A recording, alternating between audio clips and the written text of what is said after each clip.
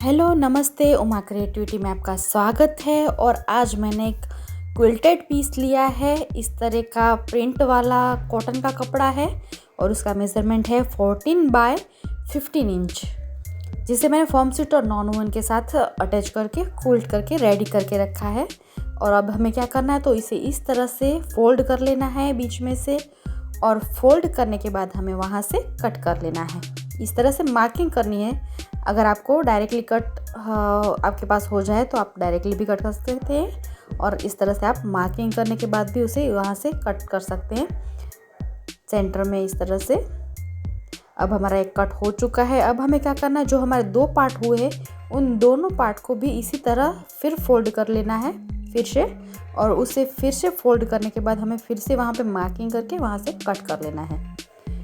ये देखिए हमारा दूसरा कट भी लग चुका है। अब हमें यहाँ से कट कर लिया है। जो हमारा प्रिंट है उसमें से जो प्रिंट इस साइड से दोनों को आमने सामने मैच करना है कट करने के बाद।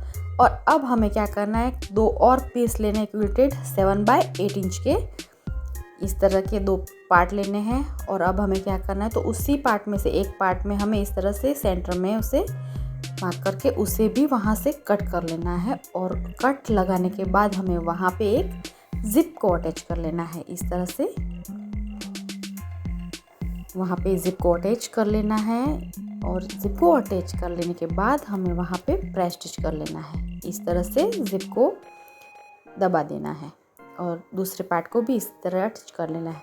और दोनों साइड जो हमारा पार्ट है उस लास्ट में यहाँ पे इस तरह हमें दोनों साइड जिप को अटैच कर लेना है। और अब हमें क्या करना है, तो जो हमारा पार्ट हमने फर्स्ट कट किया था उसी पार्ट को इस तरह से हमें जिप के पास अटैच कर लेना है। फिर दूसरी साइड जिप के पास दूसरा पार्ट, इस तरह से अटैच हो चुका है हमारा पार्ट।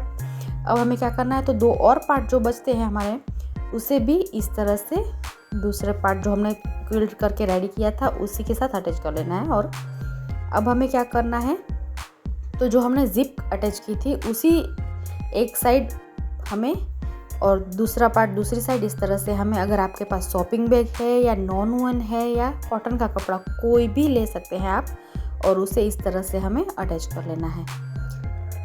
ये देखिए हमें जिप को इस तरह से अटैच कर लेना है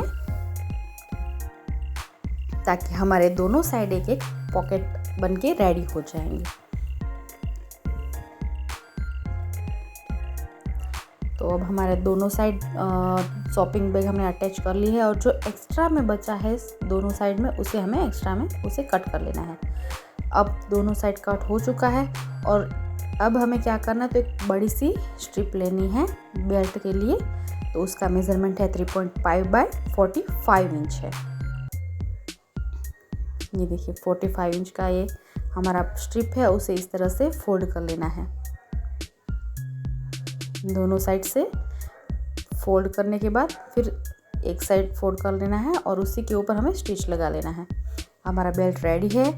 और हमने जो रेडी किया है जिप वाला पार्ट, उसी पार्ट के ऊपर हमें जो सेंटर में जिप है उसी जिप के पास हमें इस तरह से बेल्ट को दोनों साइड से अटैच कर लेना है। अब हमारा एक साइड अटैच हो चुका है, उसी तरह हमारा दूसरी साइड भी हमने अटैच कर लिया है।